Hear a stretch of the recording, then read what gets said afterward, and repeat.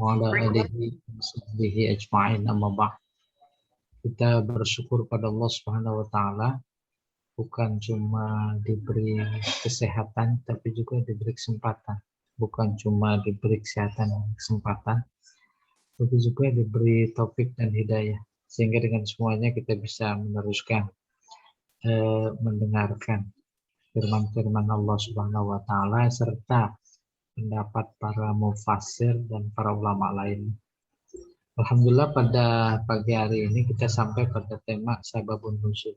Sabab nuzul menjadi luar biasa penting ya dalam rangka menambahkan keimanan, informasi dan keyakinan terhadap Al-Qur'an. Sababun nuzul dimaksud ini secara khusus ayat 6 ya, yang berbunyi sanukri'uka fala tansa. Baik, untuk mempersingkat waktu kita mulai. Sanukri'uka. Qala Mujahid wal Kalbi, ya. Imam Mujahid berkata, demikian juga Imam Kalbi. Nah, Kalbi ada kesan anjing, ya. Paham itu? Anjing. Ini memberikan informasi tentang keyakinan bangsa Arab sebelum datangnya Islam. Sehingga nama sesembahan mereka waktu itu, nenek moyang mereka yang jauh, menjadi diabadikan. Sampai kini juga, umpamanya Presiden Syria dulu, Hafiz apa tuh? Hafiz apa, siapa ingat? Presiden Syria, Hafiz al-Assad, itu namanya. Terus ada di dalam banyak tokoh para sahabat juga nama As-Sa'labi. Iya, kurang lebih seperti itu. Dan kalau cerita tentang sesembahan zaman jahiliyah itu tidak bermula dari bumi Arab sebenarnya. Bermula dari luar Arab. Profesi mereka berdagang. Mereka berdagang kemudian antara Syria, Sam, dan Yaman.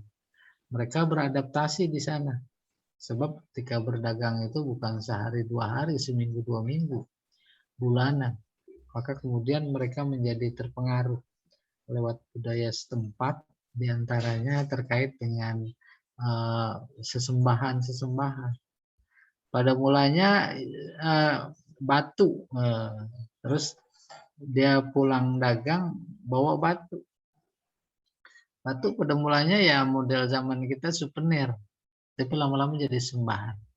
Yang cerita singkatnya itu dia sejarah sesembahan yang ada di kalangan bangsa Arab, sehingga ketika Nabi dibangkitkan itu ada 360 berhala di Ka'bah gitu.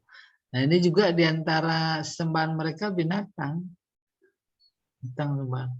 Maka kemudian dilembagakan sebagai kebanggaan, lalu diembel-embeli dalam sebuah nama. Itu kurang lebih. Dan di budaya kita juga model begitu banyak sekali. Iya, kita teruskan dulu. Sa'labi Kalbi sekarang. Karena Nabi sallallahu alaihi wasallam idza nazala alaihi Jibril bil wahyi. Dulu Nabi, karena itu dulu tentunya, apabila Jibril datang membawa wahyu, lam yafrog Jibril min akhiril ayah. Jibril belum selesai membaca sampai ayat terakhir, hatta yatakallama Nabi sallallahu alaihi wasallam bi awwaliha. Ini ada lam, ada hatta, ini idiomatik. Ini apa namanya? Uslub namanya. Lam belum. Terus hatta sehingga. Maka artian apa metode terjemahannya itu begitu gitu. Begitu Jibril selesai di akhir ayat, lalu Nabi bergegas membaca ayat dari awalnya. Nah, baru lamnya belum nyambung. Belum jadinya. Jibril belum begitu selesai di akhir ayat, Nabi sudah memulai mengikuti di awal ayat. Paham maksudnya? Saya beri contoh tarkib model begini. Ada lam, ada hatta. Nah, ada lam, ada hatta. Contohnya begini. Lam yajlisil ustaz fil fasli hatta yas'alat talib anid darsi. Belum selesai si guru duduk di kelas, tiba-tiba gitu, seseorang siswa bertanya. Maka diperhalus lagi terjemahannya.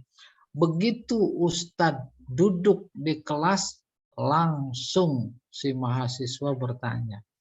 Gitu, itu dalam ada hatta. Begitu minum obat, si pasien langsung sembuh. Tuh mau bilang kayak begitu, ini uslubnya lam sama hatta.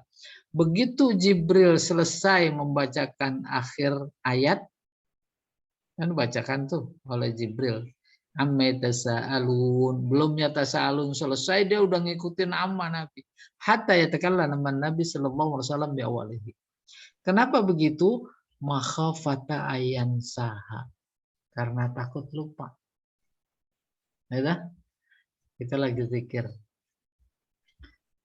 tahlilan umpamanya. Itu biasa begitu. Untuk mempercepat waktu.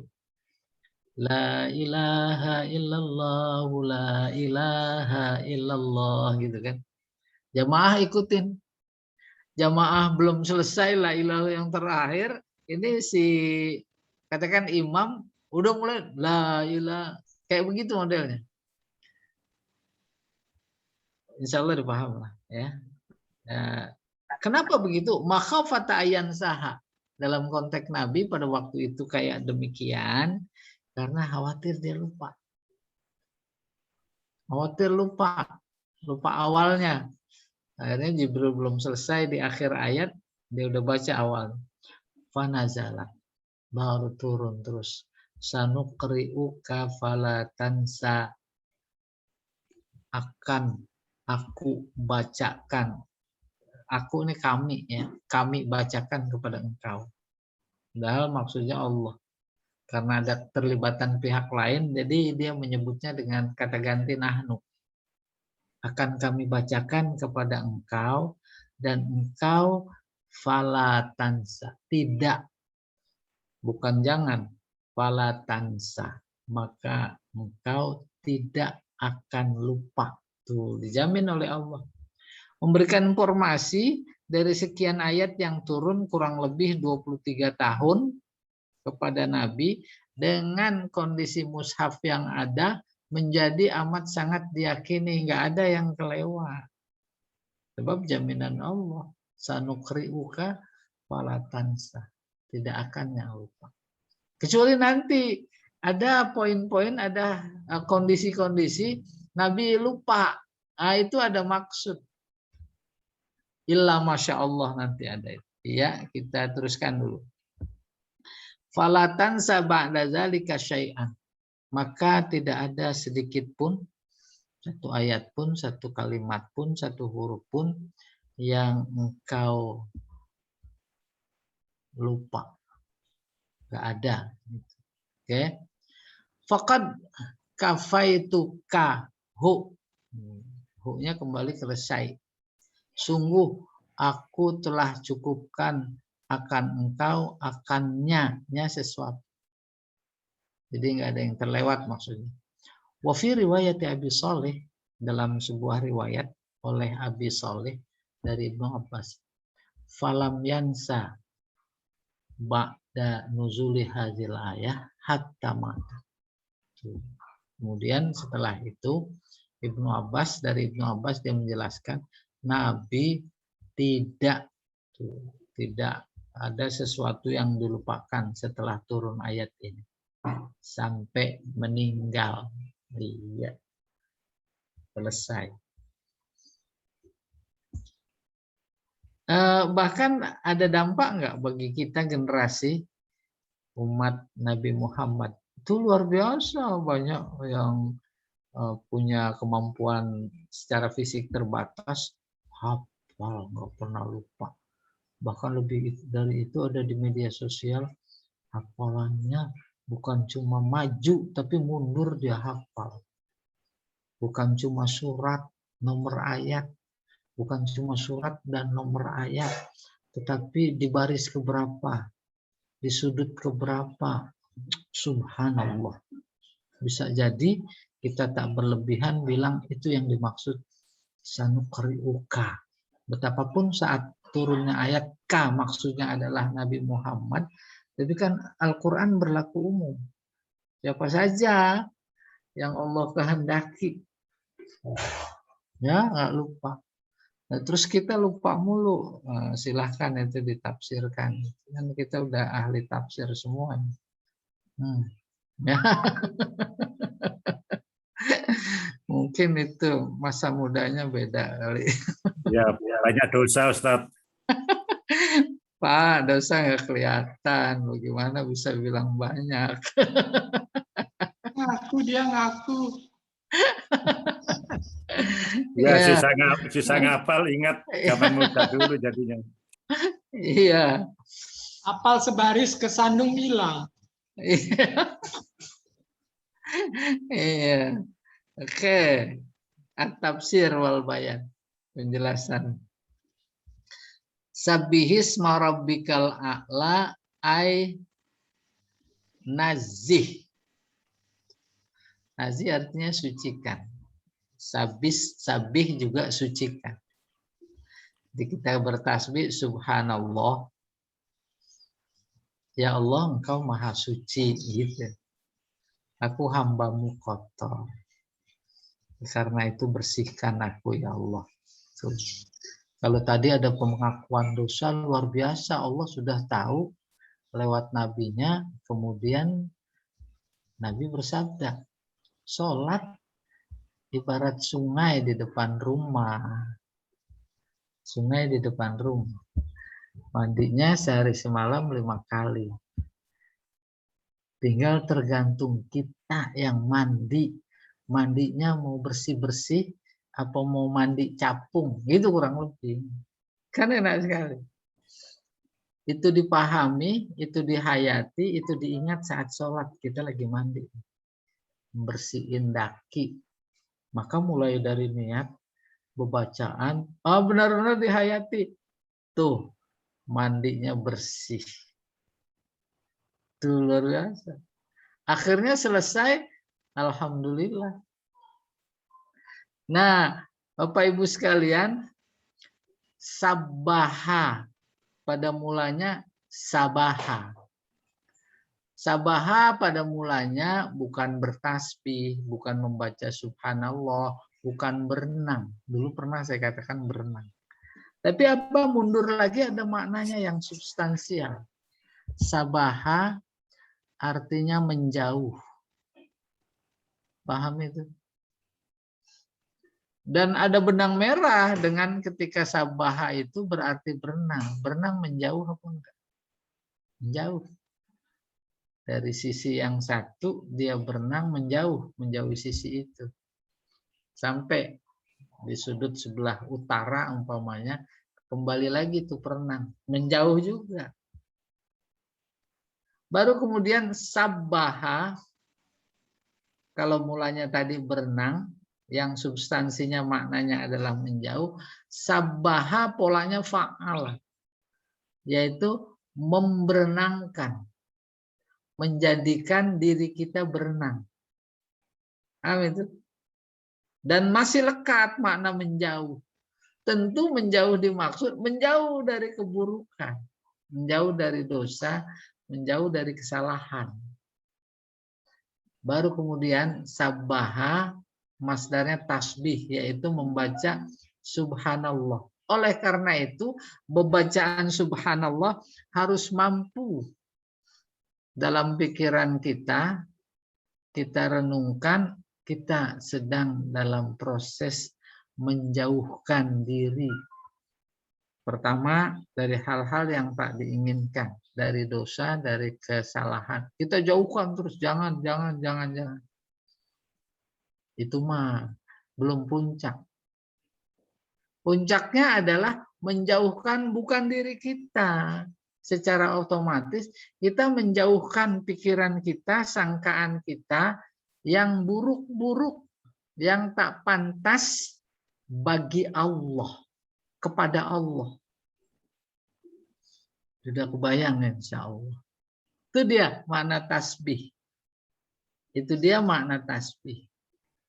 Nah, kita menjadi luar biasa butuh terhadap kondisi psikologis saat bertasbih kayak begitu. Apa sebab? Banyak dalam keseharian kita, disadari atau tidak, banyaknya tidak disadari, kita tidak mensucikan Allah. Contoh, itu kenapa sih orang yang luar biasa durhaka, mencela, menistakan Islam dan umat Islam, dibiarin aja sama Allah. Tuh, pantas nggak itu?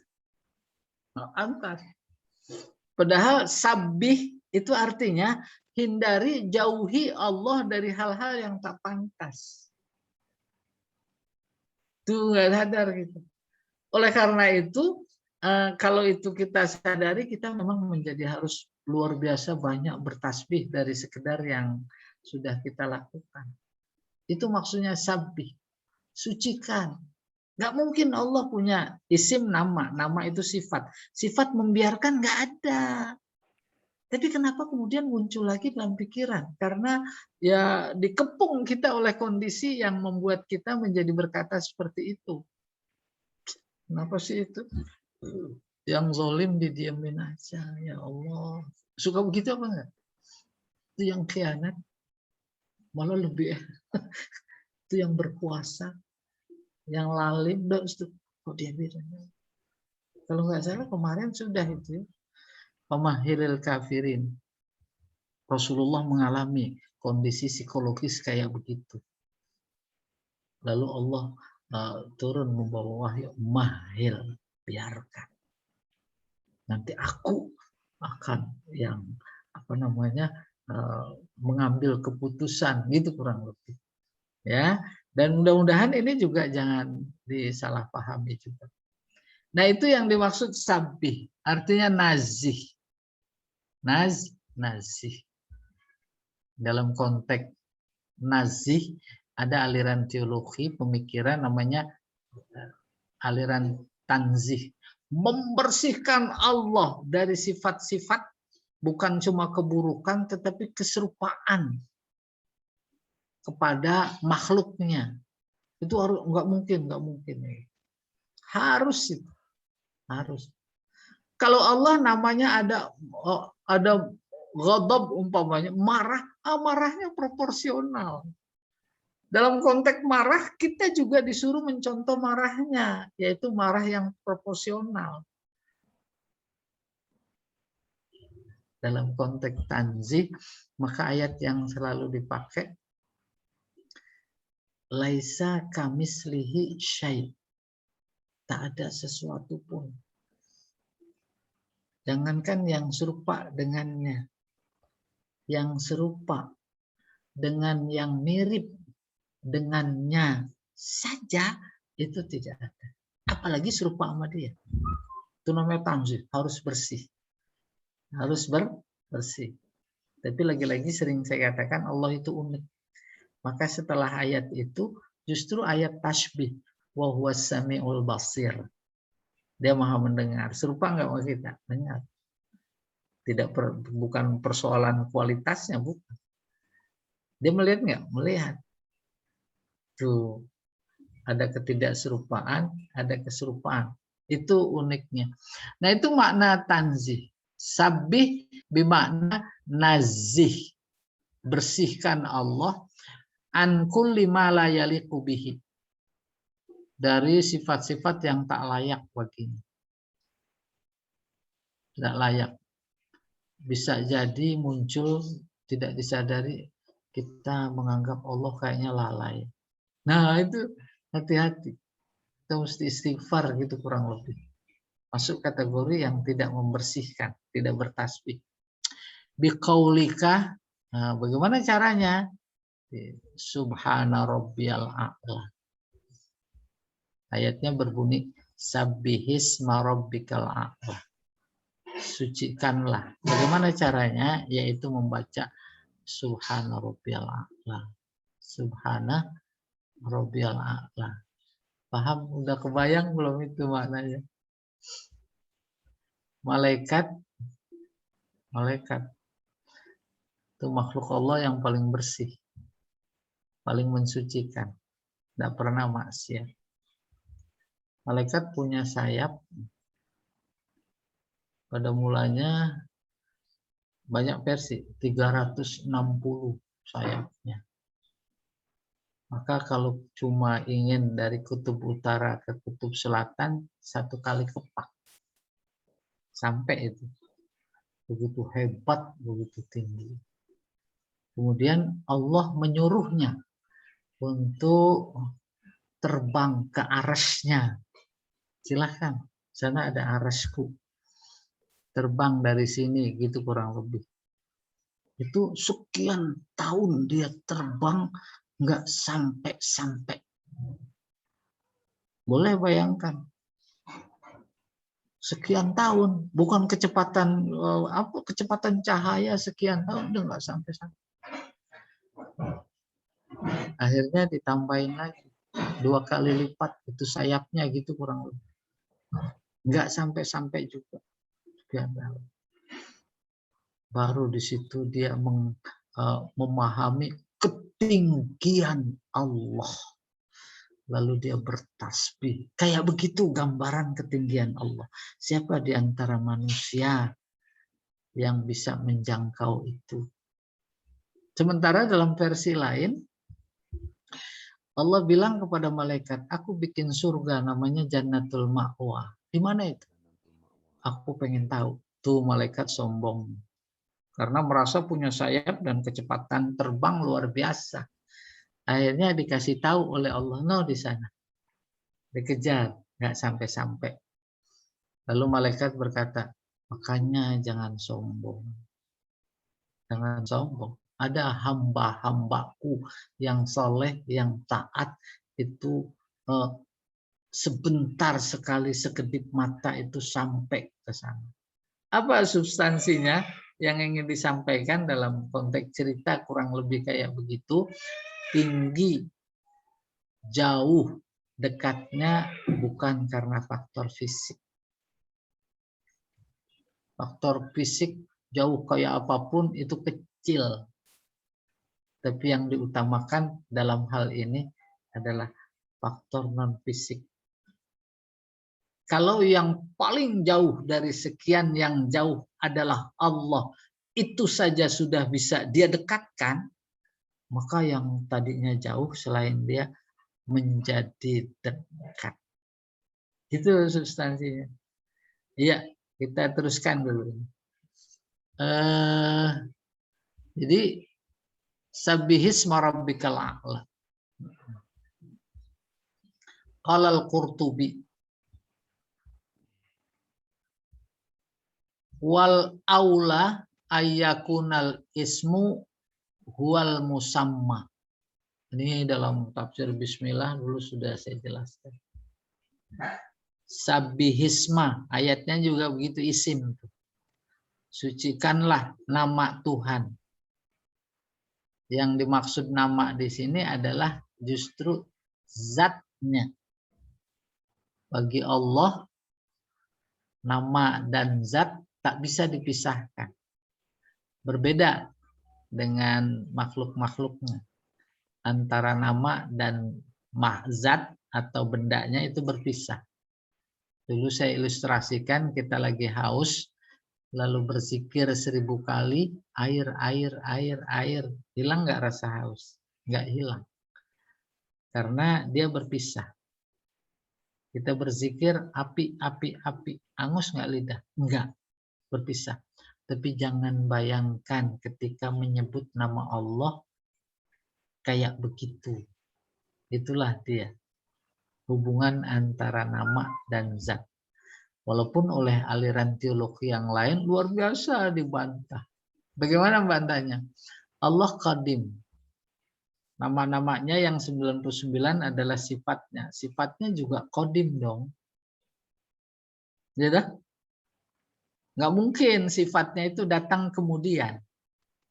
Beda dengan tembok.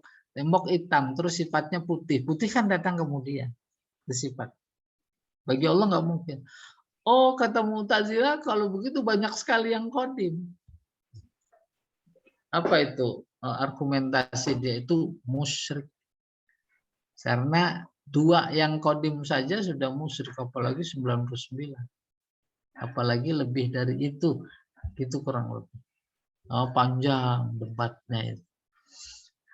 Oke, ini dia yang dimaksud. Wal aula ayyakunal ismu huwal musamma. Yang dimaksud isim di sini adalah musamma. Musamma artinya bendanya, zatnya yang dinamai. Wa qala Abu Hayyan az-zahir anna tanzih yaqa'u 'alal ismi. Menurut seseorang bernama Abu Hayyan, yang jelas bahwa tanzih mensucikan itu yaqa'u 'alal ismi, itu terdapat, terjadi pada nama. Paham maksudnya? Nama. Si Abu Hayyan ini membedakan antara nama dan yang dinamai. Ayatnya berbunyi sabihisma, yang disucikan adalah namanya. Biasa itu logik. Ya. Pokoknya ada seorang tokoh, namanya dikotori. Nah, sucikan tuh namanya, bukan orang. Namanya. Dia enggak enggak melakukan suatu kehinaan, disebarluaskan melakukan suatu kehinaan, lalu dia menuntut umpamanya. Sehingga dalam kehidupan kita ada istilah mengotori nama baik gitu. Kembali ke pokok persoalan, Abu Hayyan berpendapat bahwa yang disucikan adalah nama. Tapi bagi kita nanti nggak ada bedanya. Ai nazihu, sucikan dia, an ayyusama bihi sonam awasan, dari menamakan berhala atau sesembahan sama sonam dengan namanya. Wow, itu ngotori itu. Kelompok komunitas punya sesembahan selain Allah. Dia beri nama itu sesembahan, pakai pertama namanya, yang kedua sifat-sifatnya. Jangan. Nah, oleh karena itu kita ketika memberi nama anak juga jangan pakai nama dia. Itu termasuk mengotori. Maka Nabi bersabda, kalau mau pakai nama dia juga tambahin kata Ahmad atau kata Abdu. Tuh, harus tambahin. Abdullah, itu kan ada nama Allah, tapi pakai kata Abdu. Ya tuh, Abdurrahman tuh harus pakai Abdu. Harus pakai. Maka Nabi bersabda, khairul ismi ma'ubbida wa hummida. Sebaik-baik nama adalah yang pakai kata Abdu, yang pakai kata Ahmad atau Muhammad, tuh hummida. Nah, itu juga bagian dari etika mentanzih. Nah, nggak boleh, ya, karena namanya si Rahman, Rahim, karena kembar. Harus dari nama Abdurrahman, Abdurrahim. Oke, tuh kata Abu Hayyan. Ya. Apalagi yang dinamai dengan namanya itu berhala.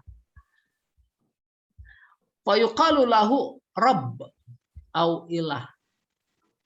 Maka dikatakan kepadanya, kepada si berhala, Rabb. atau ilah. Ini kan buat Tuhan aja ini, Rob. Ya. Rob. Wa idza kana qad umira bitanzihihi al-lafaz, apabila kita diperintahkan untuk mensucikannya dari aspek lafaz, ayutlaq ala ghairihi, untuk disematkan kepada yang lainnya, fahuwa ablag, itu jauh lebih tinggi. Ya, itu alasan Abu Hayyan. Sucikan nama, ya nama, bukan musamma. Kalau dipahami bahwa yang diperintahkan untuk disucikan adalah nama, itu jauh lebih tinggi ketimbang dimaksud yang dinamai. Mensucikan nama otomatis mensucikan zatnya, itu yang dimaksud fahu ablaq. Wa tanzihu zat ahra ajmal, dan membersihkan zat, mensucikan zat itu ahra, lebih bagus. Wakilah, ada pendapat lain, al ismu huna bimaknal musam. Pendapat lain seperti tadi yang disebutkan, disebut isim, nih isim maksudnya adalah bendanya, dalam hal ini zatnya. Fal ismu sifatun, silatun, ini silatun zaidah. Isim adalah silat mausul, silat zaidah, tambahan. Wal muradu, yang dimaksud adalah al-amru bitanzihillahi ta'ala.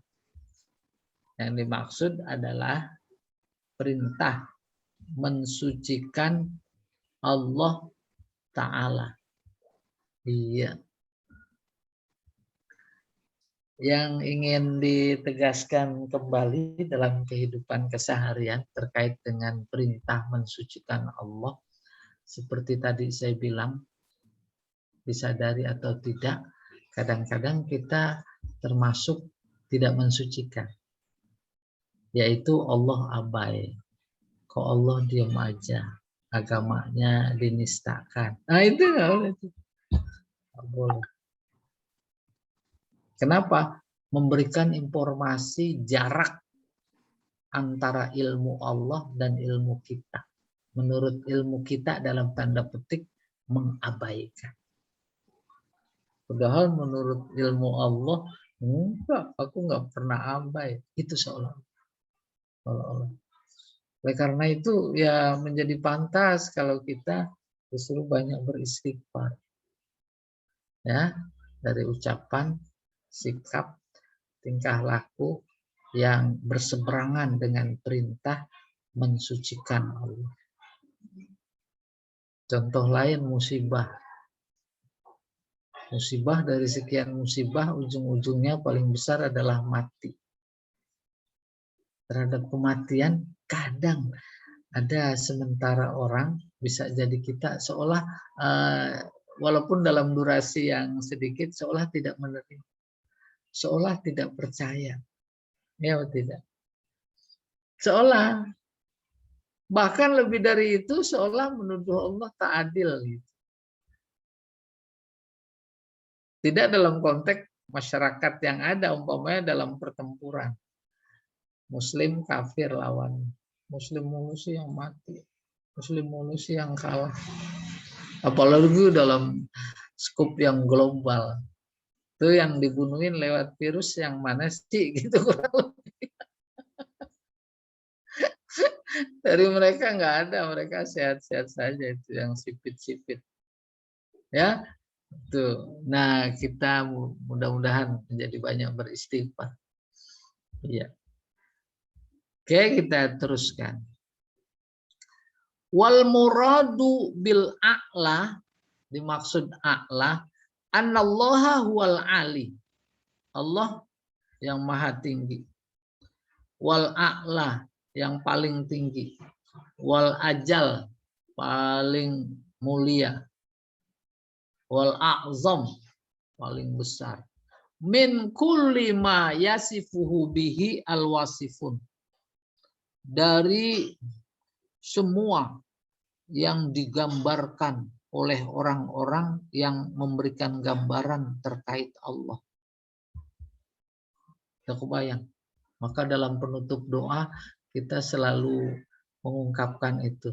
Subhana rabbika rabbil izzati amma yasifun.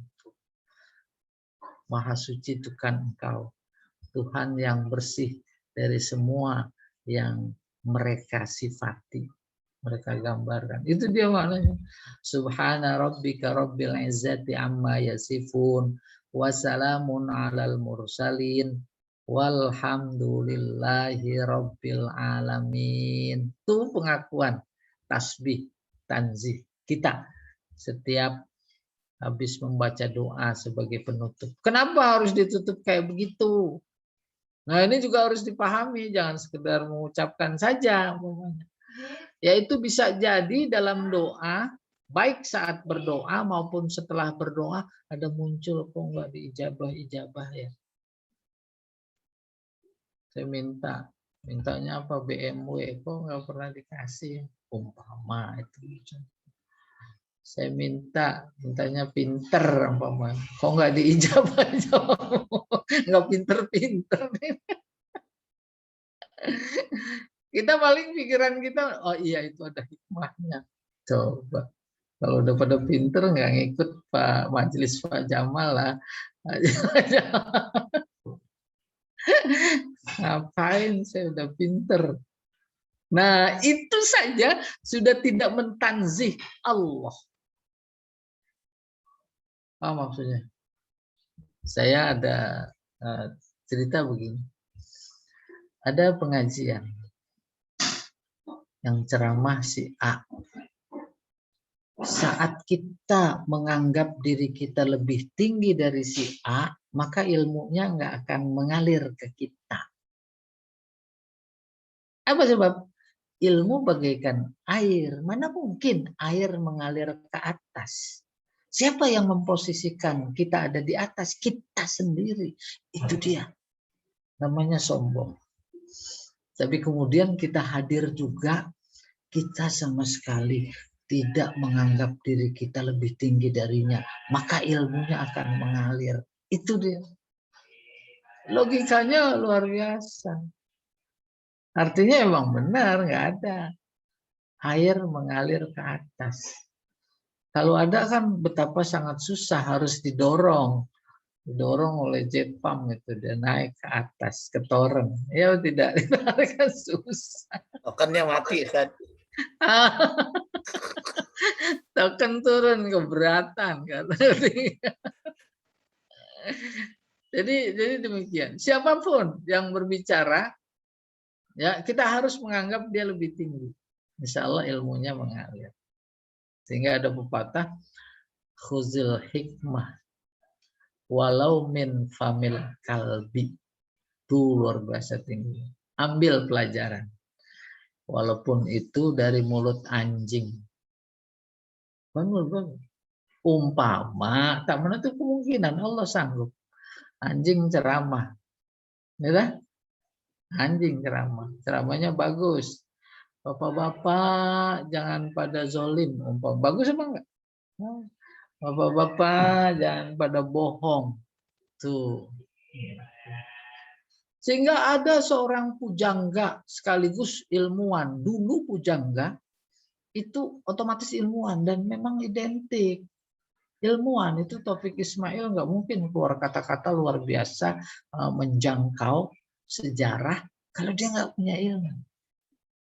Sehingga itu pujangga namanya Kalilah Wadimnah. Kalilah Wadimnah itu dia orang Persia.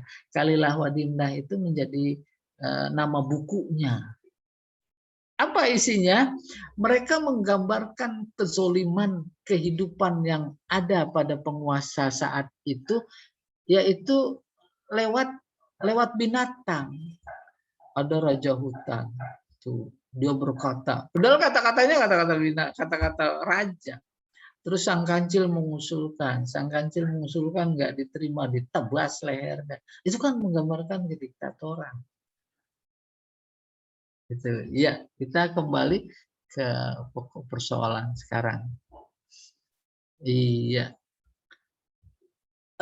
Annallaha wal muradu bil a'la annallaha huwal ali wal a'la wal ajal wal a'zam min kulli ma yasifuhu bihil wasifun kama yusofu bil kabir wal akbar. Seperti halnya Allah disifati dengan kata kabir dan akbar, itu sama bagi Allah. Demikian juga a'la sama alin, ya, itu sama. Nah, kalau kembali ke nahu, Allah tak menerima isim tafdil. Ketika di Al-Quran ada isim tafdil, itu tidak mengandung makna tafdil. Tafdil artinya lebih besar, lebih tinggi. Ada di dalam Al-Quran kata ahwanu. Ahwani lebih mudah. Kalau dipahami sebagai isim tafdil lebih mudah, oh berarti ada yang lebih susah. Ada yang susahan dikit. Itu nggak mungkin, ya. Demikian juga terkait dengan al-a'la, maksudnya ya paling tinggi. Kalau disebut alim juga dia paling tinggi juga. Oke, akhrajal Imam Ahmad wa Abu Daud wa Ibnu Majah an Uqbah ibni Amir al-Juhani. Lamma nazalat fasabbih bismi rabbikal azim qala lana Rasulullah sallallahu alaihi wasallam ij'aluha fi ruku'ikum. Itu dulu kita artikan. Ketika turun ayat yang berbunyi fasabbih bismi rabbikal azim, sucikanlah nama Tuhanmu yang besar. Lalu Rasulullah bersabda kepada kami, ij'aluha fi ruku'ikum, jadikan itu bacaan pada ruku kalian. Itu ruku baca subhana rabbiyal azim, asalnya ini ayat Al-Quran. Falamma nazalat sabbihisma rabbikal a'la, ketika turun ayat sabbihisma rabbikal a'la, qala, Nabi bersabda, ij'aluha fi sujudikum, jadikanlah bacaan sujud kalian. Maka sujud subhana rabbiyal a'la. Iya. Ada yang nambahin wa bihamdi, nggak apa-apa. Ada yang nggak mau tambahan, nggak apa-apa. Silahkan posisi kita di mana. Summa wasofa zalikal ismal a'la. Kemudian Allah mensifati nama ya yang tinggi itu bisifatin takunu dalilan, dengan sifat-sifat yang menjadi dalil ala wujudir Rabb, atas keberadaan atau eksistensi Rabb, Tuhan.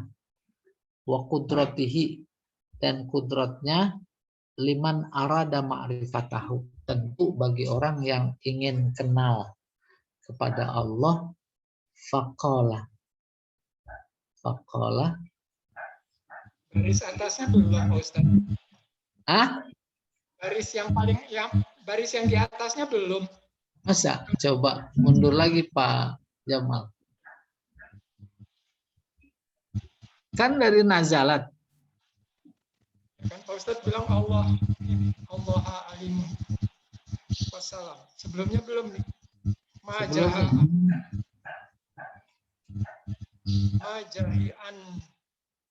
Oh ya, udah itu dia. Akhrajal Imam Ahmad.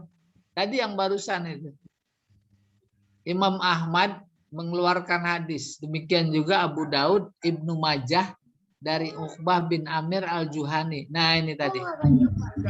Lamma nazalat fasabbih bismi rabbikal azim. Sudah itu Pak Edi? Ya. Iya. Hanya baca sujud. Ya cukup. Jadi begini. Saya baca di tafsir Qurtubi.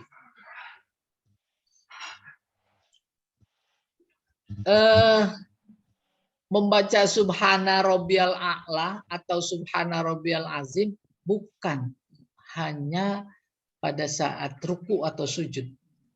Kalau ruku subhana rabbiyal azim. Kalau sujud subhana rabbiyal a'la. Bukan hanya itu. Bahkan menurut versi Imam Qurtubi dalam tafsirnya, bacaan itu bukan sunnah, wajib. Selama ini dalam konteks sunnah-sunnah sholat, yaitu bacaan. Subhana rabbiyal azim ketika ruku, subhana rabbiyal a'la ketika sujud, sunnah. Padahal wajib. Kenapa? Karena perintah. Fasabbih, itu perintah. Terus dikuatkan oleh Nabi, ij'aluha, perintah lagi. Fi sujudikum, fi ruku'ikum. Satu. Yang kedua, kalau tadi hanya pada bacaan sujud, tetapi ketika mendengar atau membaca itu sabbihisma rabbikal a'la subhanallah. Tuh kita bertasbih. Itu yang dibaca dalam tafsir Qurtubi. Ya, kita membaca. Faqalah ini kita teruskan. Tapi dari sini, dari summa. Kemudian wasafa zalikal ism, Allah memberikan gambaran terhadap namanya yang tinggi dengan sifat-sifat yang menjadi dalil atas keberadaannya Rabb, Tuhan yang mengatur, yang memelihara, wa qudratihi, dan kekuasaannya, tentu bagi orang yang ingin mengetahuinya. Faqala. Tuh, ayat berikutnya ini hubungannya dengan fasabbih tadi. Pertama, alladzi khalaqa fasawwa. Siapa itu? Tuhan yang harus disucikan, namanya atau zatnya. Nah, ini jawabnya. Alladzi khalaqa. Yaitu Tuhan yang menciptakan. Bukan Tuhan-Tuhanan gitu kurang. Kan Tuhan-Tuhan yang lain nggak menciptakan. Ada agama-agama yang lain. Jadi siapa yang disucikan? Tuhan. Tuhan yang mana? Tuhan yang menciptakan. Khalaqa fasawwa. Sawwa ay alladzi khalaqal kainat jami'an. Yaitu yang menciptakan alam semuanya. Alam semuanya udah kebayang. Kainat itu alam artinya. Yang ada. Kalau dalam tafsir terkait dengan alhamdulillahi rabbil alamin, segala puji bagi Allah Tuhan semesta alam. Dirinci. Dimaksud alamin pertama, alam malakut. Malaikat. Allah yang menciptakan. Alamul jan. Alam jin. Alamul insan. Alam manusia. Alamul hayawan. Tuh yang Allah ciptakan, binatang. Gede kecil, termasuk virus kali ya. Virus binatang juga. Alamun nabat. Alam tumbuhan. Baru setelah itu alamul jamadat. Benda-benda. Tuh.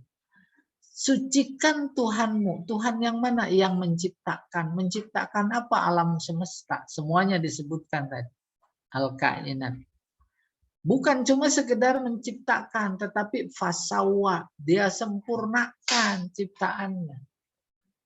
Sawa artinya sebenarnya meratakan. Meratakan, paham ya?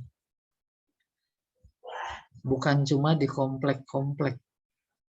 Di jalanan ada rintangan yang dalam tanda petik dikenal polisi tidur.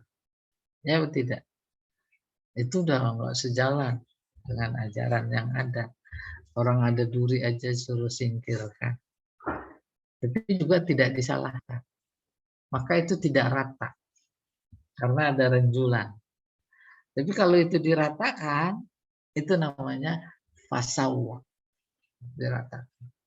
Dalam konteks manusia saja, itu ciptaan Allah rata, sama, sempurna. Dari sejak zaman Nabi Adam sampai manusia terakhir nanti. Sama bentuknya, bedanya warna kulit aja. Karena faktor alam, faktor gen, dan lain-lain. Sama hidungnya di depan. Ada nggak generasi yang hidungnya di belakang? Ada.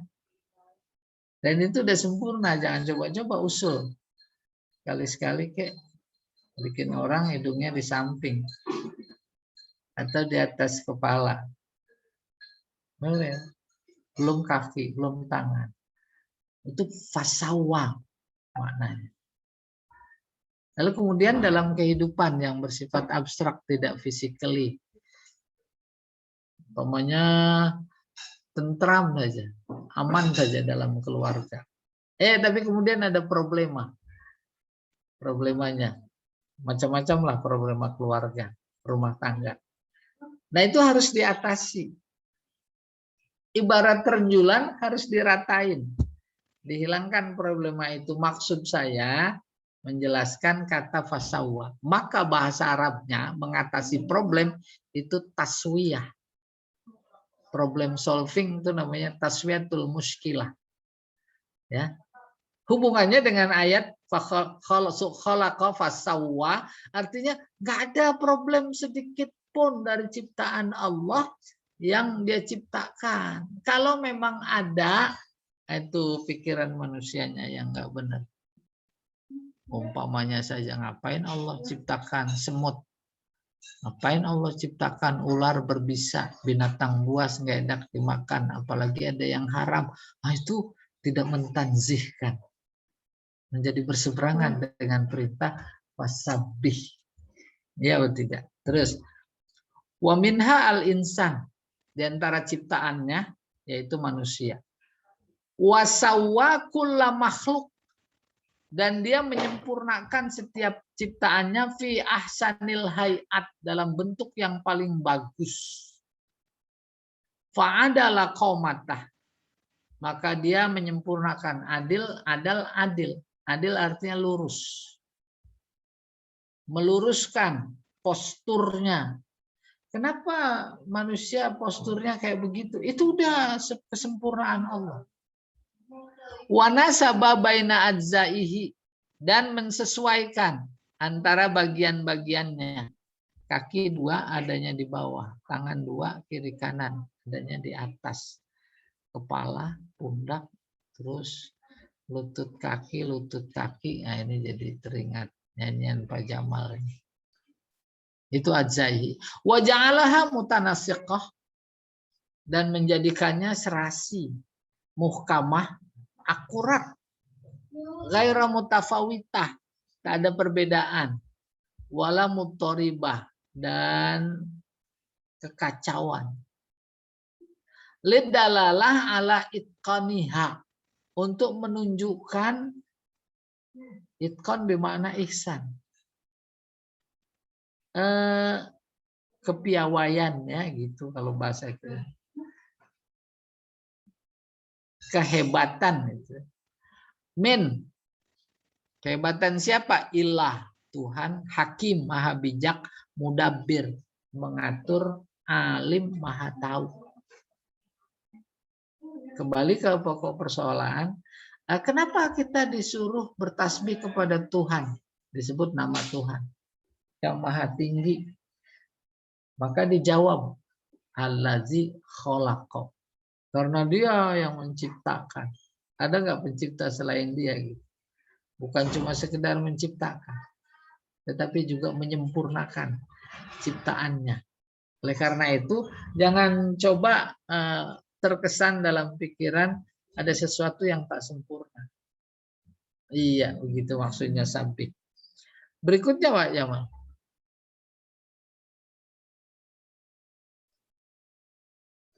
Nah, kedua, wallazi qaddara fahada. Qaddara memberi ukuran. Ukurannya segitu. Warna kulitnya segitu, itu takdir, ya. Udah diukur gitu. Bentuk hidungnya begitu. Udah diukur itu. Nah, udah diukur. Jangan protes. Kenapa? Hidung saya kurang mancung nih. Akhirnya karena protes sudah ke salon. Ya. Habis ke salon, nah itu kan udah ngelawan takdir. Apalagi laki perempuan, itu udah takdirnya. Terus dia pengen ngerubah takdir karena ilmu pengetahuan, teknologi bisa kok. Akhirnya ada transgender. Iya. Transgender udah dianggap biasa. Seolah-olah majelis ulama udah capek memberi fatwa. Gitu. Kan itu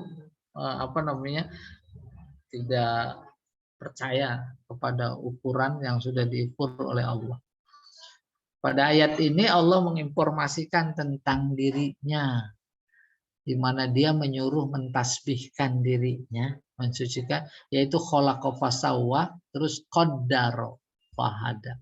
Dia ukur itu. Terus dia beri petunjuk. Artinya allazi qaddara likulli makhluk, yang telah memberikan ukuran pada setiap makhluk, ma yasluhu lahu, yang baik buat kehidupannya. Burung terbang, udah diukur itu. Ikan berenang, api panas, es dingin, garam asin, gula manis, itu udah diukur. Fahadahu ilaihi, maka dia memberi petunjuk, memberi jalan untuk mendapatkan petunjuk kepadanya. Itu dia Tuhan semuanya, kerjaan. Wa arrafahu wajhal intifa, lalu dia memperkenalkan aspek-aspek manfaat. Au qaddara ajnasal asya, atau yang dimaksud allazi qaddara, dia telah menetapkan jenis-jenis sesuatu, wa anwa'aha, dan macam-macamnya, macam-macam, wa sifatiha, dan sifatnya, wa af'aliha, ini terkait yang berbuat, yaitu manusia, perbuatannya, kata-katanya, ajalnya, fahada kulla wahidin minha, maka setiap satu di antara mereka diberi jalan, petunjuk, ilama yasduru anhu wa yambaghi lahu, kepada yang terbit darinya, maksudnya syariat, kan terbit dari Allah. Maka makhluk ciptaannya itu dalam konteks qaddara fahada diberi petunjuk. Wa yambaghi lahu, dan yang pantas.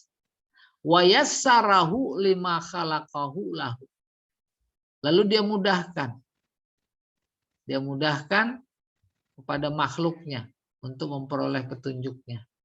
Wa alhamahu, dia beri ilham, umurodinihi, persoalan agamanya, wa dunyahu, dan dunianya. Jadi rutinitas kita belajar bersama ini jangan dikira karena kemauan kita, karena inisiatif kita. Tak sadar itu adalah petunjuk dari Allah. Karena dia mau menunjuki, maka dia beri instrumen, dia beri kelengkapan untuk bisa menjalankan arahannya, petunjuknya. Ada mata, ada telinga, ada tangan, ada kaki, ada pikiran. Bahkan yang lebih dalam lagi, ada keinginan, ada kemampuan. Itu bukan kita yang bikin semua, ya, bukan semua, bukan kita yang bikin lagi. Ya, wa qaddara arzakahu, dan dia mengukur rizkinya, arzakal khalqi, rizki makhluk, wa aqwatahum, aqwat makanan, ya, wahadahum ma'aisyahum, diberi petunjuk jalan hidupnya, inkanu insan, tentu bagi manusia, walima walimura'ihim, inkanu wahsyan, bukan muro, ya, maro, makan, tempat mencari makan mereka jika mereka adalah binatang buas. Wa khalaqal manafi, Dia menciptakan manfaat fil asya, manfaatnya. Jahe ada manfaatnya enggak? Kencur. Itu udah diukur. Kunyit, belum rempah-rempah, belum. Wah, udah semakin ditemukan rahasia dan hikmah di balik Allah menciptakan segala sesuatu, apalagi di musim COVID kayak begini. Ya, kencur udah mahal, jahe mahal, serai mahal. Wahadal insan liwajhi istikhrajiha minhu. Kemudian Allah memberi petunjuk, yakni memberi ilmu bagi manusia, cara untuk mengeluarkan, mengeksplor manfaat itu. Ini diambil dari Fathul Qadir Lisyaukani, tafsir Fathul Qadir. Itulah kita diberi informasi tentang makna yang terkandung allazi qaddara fahada. Qaddara sama dengan takdir. Diukur. Tapi kemudian kalau kajian teologis, takdir itu ya harus seiring dengan usaha. Kalau qadha nggak ada usaha. Qadha nggak ada usaha. Takdir ada usaha. Iya. Oke, kita teruskan dulu. Wa nazir, yang sama dengan ayat ini firman-Nya, kaqaulihi ta'ala ikhbaran an Musa, itu memberi informasi tentang Musa. Annahu qala li Fir'aun, dia berkata kepada Fir'aun, Rabbuna allazi a'ta kulla syai'in khalaqa. Fir'aun nanya, Tuhan kamu siapa? Tuhan kami adalah Tuhan yang memberi segala sesuatu yang dia ciptakan. Summahada. Kemudian dia memberi petunjuk. Petunjuk jalan untuk kalau itu ada manfaatnya, yaitu dengan jalan bagaimana memanfaatkan. Tak lain adalah ilmu. Qaddaro qadron, artinya mengukur, menetapkan satu ketetapan, wahadal khalaik, dan memberi petunjuk kepada semua makhluk, ilaihi, kepada ketetapannya itu. Kama sabata fi sahihi Muslim an Abdullah bin Amr. Seperti didapat dalam sahih Muslim, hadis ya, dari Abdullah bin Amr, anna Rasulullah sallallahu alaihi wasallam qala.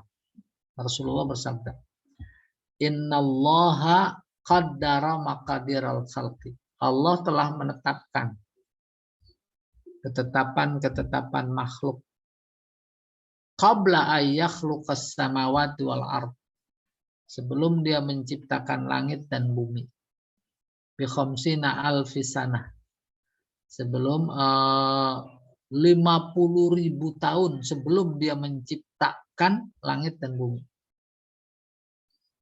Wa kana arsyuhu 'alal ma', dan arasnya, singgasananya itu di atas air. Jadi yang pertama air. Itu kurang lebih. Apa maknanya? Allah telah mengukur, menetapkan semua ciptaannya jauh sebelum dibuat. Iya. Wal khulasah anna takdir ibarah anit tasarruf fil ajza al jismiyah. Kesimpulannya bahwa yang dimaksud takdir yaitu pada ayat qaddara adalah gambaran tentang tindakan, perbuatan ya, fil ajza, terkait dengan bagian-bagian badan. Ada kepala letaknya di sini. Di kepala ada telinga, ada wajah. Di wajah ada mata, ada hidung, ada mulut. Di mulut ada gigi, ada lidah. Itu maksudnya. Qadar, takdir. Wa tarkibah, dan susunannya. Ala wajhin khas, secara khusus. Li ajlihi yasta'iddu li qabuli tilkal quwa. Dengan ketetapan dan posisi serta jumlah yang ada itu ada hikmah agar siap bisa menerima kekuatan. Paham maksudnya potensi? Mata diciptakan kayak demikian agar bisa menerima potensi yang Allah berikan, yaitu melihat.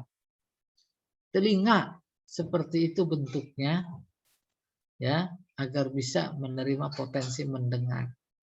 Otak agar bisa menerima potensi berpikir. Kepala dan seluruhnya, paru-paru, jantung, ya, ginjal dan lain-lain. Iya, itu luar biasa. Wa yasulu min majmu'iha itmamal maslahah. Sehingga ketika semuanya diberikan potensi lalu difungsikan sesuai dengan tujuannya, itu akan menghasilkan kesempurnaan kemaslahatan. Bukan saja bersifat jasmani, bisa saja bersifat rohani. Ya loh? Tinggal tergantung si penggunanya. Kalau telinga senantiasa digunakan menikmati suara dangdut, maka Allah tinggal ngikuti. Giliran suara Al-Quran kagak enak, terus dimatiin. Iya. Yang ketiga, walladzi akhrajal mar'ah. Siapa Allah yang harus kita sucikan? Yaitu Dia yang mengeluarkan. Akhraja, menumbuhkan, bisa. Mar'ah, tempat mengembala. Ada padang rumput. Siapa itu yang bikin? Siapa yang menumbuhkan? Siapa yang menjadikan rumput itu nikmat bagi konsumennya, gitu kurang lebih. Ya, yaitu ciptaannya binatang-binatang. Ada buah, ada dan lain-lain. Itu akhrajal mar'a. Siapa yang mengeluarkan? Yaitu Allah. Faja'alahu usa. Setelah dikeluarkan hijau, kemudian karena satu dan lain hal, situasi, kondisi, cuaca dan lain, usa jadi kering, ahwa jadi hitam. Ai artinya wallazi ambatal usba. Dialah yang menumbuhkan rerumputan. Wa matar ahud dawab, dan yang dikonsumsi oleh binatang. Min nabat berupa tumbuhan al-akhdar yang hijau. Wa anbata jami'a asnafin nabat, dia yang menumbuhkan semua jenis tumbuhan. Wa zuru, tanaman. Liyakulahal insan, agar bisa dinikmati oleh manusia. Summa ja'ala zalikal mar'a ba'da'an kana akhdar. Kemudian dia jadikan lagi setelah tumbuhan itu hijau, husaan kering, ahwa hitam. Ai balian kering, hasiman sama kering, jafan kering juga, aswad hitam, ba'da ikhtirorihi, padahal sebelumnya hijau. Li'annal kala, sebab rumput idaya bisa aswada, apabila kering dia jadi hitam.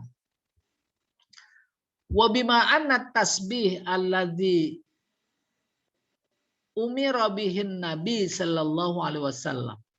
Sebab tasbih yang diperintahkan kepada Nabi walladzi yaliqu bihi, dan yang pantas dengannya, huwallazi yartadihi li nafsihi, yaitu tasbih yang membuat dirinya diridhoi.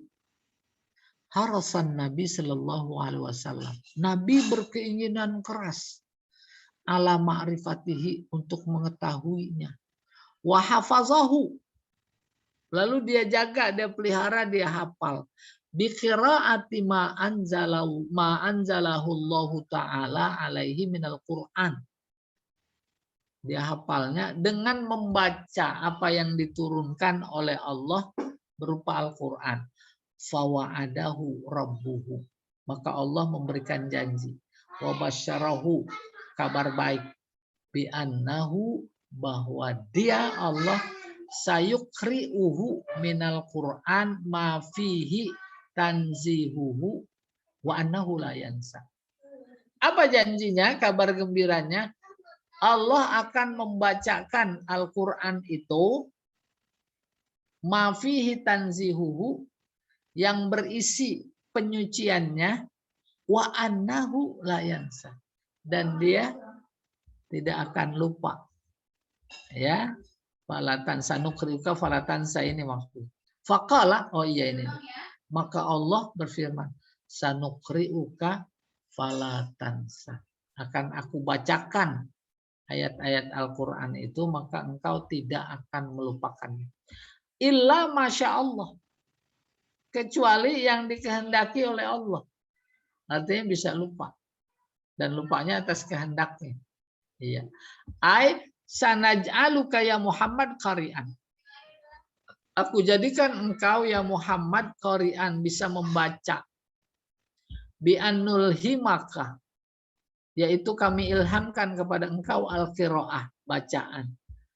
Falatansa, maka engkau tidak akan lupa mata qra'uhu, apa yang kau baca. Waqad kana Nabi sallallahu alaihi wasallam idza nazala alaihi Jibril bil Qur'an. Dulu Nabi ketika Jibril datang membawa Al-Qur'an, lam yafragh Jibril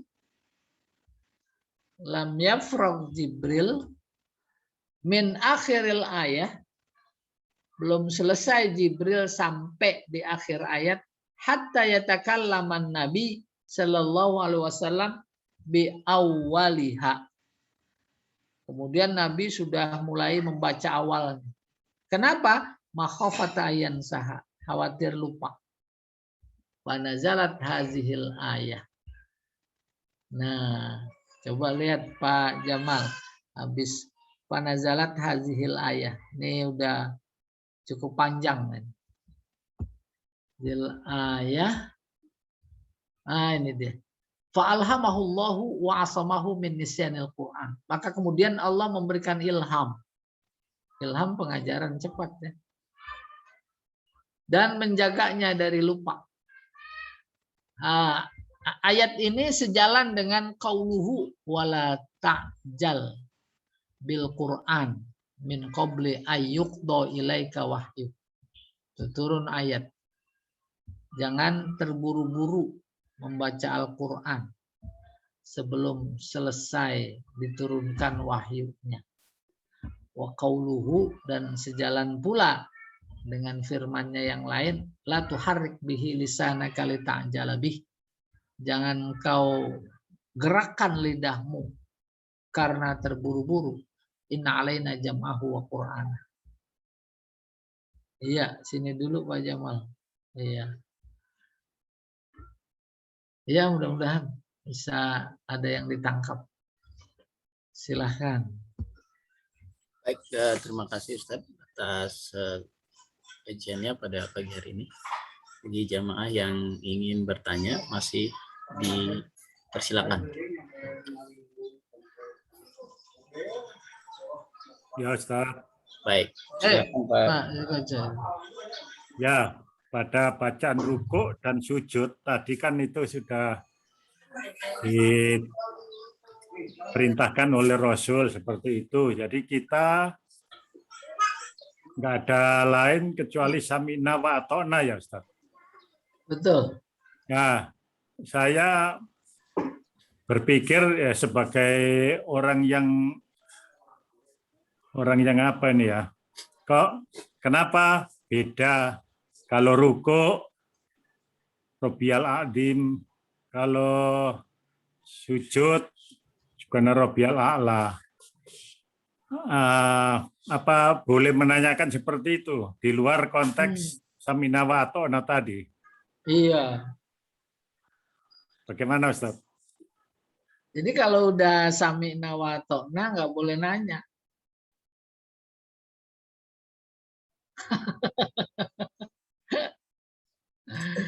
Dalam agama ada dua hal yang ya ini pernah saya katakan yang harus dibedakan. Ada yang bersifat ta'akuli. Ta'akuli itu rasional. Itu boleh tuh medan nanya. Yang kedua yang bersifat ta'abudi, ritual. Itu nggak boleh nanya. Nah sebenarnya Pak Sukoco sendiri udah bisa memahami di situ sami'na wa ata'na. Tapi yang rada aneh juga udah sami'na wa ata'na nanya lagi. Bukan gitu, ini masalah kekhusyuan Ustaz. Jadi yang sholat khusyuk itu kan artinya menjiwai setiap gerakan dan ucapan waktu bacaan waktu sholat. Jadi saya lebih cepat mendalami makna bacaan waktu sujud daripada waktu rukuk, karena waktu rukuk Oh, subhana rabbiyal azim, ya maha besar. Kemudian yang sujud waktu sujud maha tinggi. Nah, terus kalau sama waktu sujud membayangkan maha tinggi enak sekali, sambil seolah-olah kita meletakkan kepala di tanah, itu kan sedekat-dekat manusia dengan Tuhannya di situ waktu sujud. Tapi waktu rukuk itu kok adim gitu loh, waktu sujud Allah gitu ya, di luar konteks itu tadi samina wa ata'na. Mungkin Pak Ustadz punya literatur atau punya referensi yang lain. iya. Tadi ketika menafsirkan al-a'la, maka di situ ada alim. Sama a'la. Terus di situ ada ajal, sama. Di situ ada a'zam. Tuh, dari aspek makna bagi Allah tidak ada beda. Tapi aspek bahasa a'la tinggi. Maka bayangan kita tuh nggak ada yang lebih tinggi dari Allah. Aspek makna azim besar. Nggak ada yang lebih besar dari Allah. Baru kemudian, ini mas saya aja. Subhana rabbiyal a'la, ya Allah engkau maha tinggi. Aku hambamu rendah, hina. Gitu. Muliakan aku. Tapi giliran Subhana rabbiyal azim, ya Allah engkau maha besar. Gitu kan. Aku hambamu kecil. Lindungi aku ya Allah. Itu satu. Yang kedua, baca dengar ceramah terkait sholat khusyuk. Itu bukan khusyuk. Itu jalan menuju khusyuk. Paham? Bedakan. Bukan khusyuk. Jalan menuju khusyuk. Khusyuk adalah yang kata Allah dalam Al-Quran. Siapa itu yang khosyi'in dalam ayat berapa itu? Alladzina yadhunnuna annahum mulaqu rabbihim. Tuh. Apa ayat sebelumnya? Akbar illa alal khosyi'in gitu. Ayo, siapa yang hafal itu? Akbar illa alal khosyi'in. Terus dijelaskan oleh ayat berikutnya. Siapa khosyi'in? Alladzina yazunnuna, yaitu yang mereka-mereka yang yakin bahwa mereka akan ketemu dengan Tuhannya. Itu dia khusyuk. Sudahkah mampu kita mengekspresikan pikiran kita dalam sholat? Menggiring kita bahwa nanti kita akan ketemu. Itu pasti ketemu. Apalagi Nabi memberikan bimbingan anta'budallah ka'annaka tarah. Tuh, itu kan anu sekali, visual sekali. Bisa dilihat. Udah mampu melihat Allah, lihat ciptaannya. Gitu. Di situ ada aku. Gitu kurang lebih. Kurang lebih gitu. Ya, itu khusyuk. Sementara yang sering kita dengar ada buku sholat khusyuk, itu menjalankan, menerangkan khusyuk. Versi Imam Ghazali memperoleh khusyuk lain lagi. Lain lagi. Iya, Allahu a'lam bishawab. Bagus. Ada lagi yang lain? Makasih Ustadz. Jadi menuju khusyuk ya, kita belum khusyuk. Menuju khusyuk. Iya. Iya. Menuju bulan Ustaz. Terima kasih. Ini Ustaz, saya mau bertanya, ini di ayat 2, walladzi qaddara fahada. Kan artinya tadi kan yang telah menciptakan sesuai dengan ukurannya. Ini Ustaz, kasusnya gini. Kan ada orang, kalau ukuran manusia itu kan normalnya itu mukanya itu misalnya seperti kayak kita ini. Tapi Ustaz, ada sebagian orang mukanya itu katakan ada tai lalatnya, Ustaz. Saya katakan semacam kayak bawaan lahir itu gede gitu. Seperti misalnya di bibir, kan ada itu sebagian orang ada kayak mall, kalau bahasa Inggrisnya mall gitu. Terus kemudian saat dia beralih, kalau begitu kayaknya kurang cantik nih kalau ada tai lalatnya gede di sini. Bagaimana kalau dioperasi? Iya. Nah, yang begitu saat operasi begitu gimana tuh? Kayaknya contohnya salah ini. Justru Jadi orang ada tai lalat bikin tai lalat. Iya. Yang tadinya nggak punya jadi pengen punya. Saat ini ada orang yang malah justru dia buang. Gimana saat gitu? Iya. Tuh, terkait gitu. Jadi kasus kecil, apalagi yang namanya operasi hidung, alis lah dicukur segala macam, umpamanya, saya pikir sejenis ya, sejenis itu. Saya tidak menjawab secara medis tentunya. Nanti ada Pak Noviar itu, ya, yang ahlinya itu kurang lebih. Oleh karena itu, seorang mukmin yang iman betul kepada Allah, notabene kepada Al-Qur'annya, karena dia adalah kalamnya, nggak pernah terdetik dalam pikiran mau merubah-rubah dirinya. Nggak mungkin. Kalau itu ada, oh iya, itu memberikan informasi tentang sejauh mana keimanannya kepada Allah. Iya atau tidak? Jadi seluruh yang dia ciptakan, apa adanya yang kita saksikan, itu adalah bagian dari ketetapannya. Ketetapan. Jadi bagi Allah nggak melihat fisik, ada cantik, ada kurang cantik, ada ini, bukan, nggak dilihat itu. Kalau memang sudah sampai pada titik itu, ngapain dia terus mikir ngerubah. Mungkin. Akan halnya umpamanya terlahir tidak normal, itu kan karena ada faktor lain.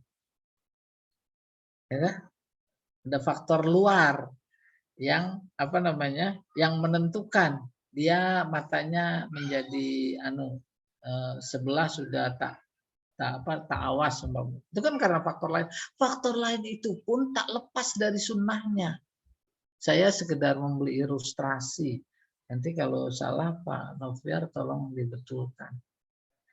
Ibu hamil nggak boleh minum minuman keras, nanti berpengaruh. Nggak boleh merokok. Itu kan yang bersifat fisik. Bahkan yang bersifat non fisik saja memberi pengaruh. Dan ketika itu benar memberi pengaruh, itu bagian dari faqaddar wahada. Ya ditakdirkan begitu. Kalau air itu dikasih gula, maka takdir Allah manis. Air itu dikasih garam, takdir Allah itu asin.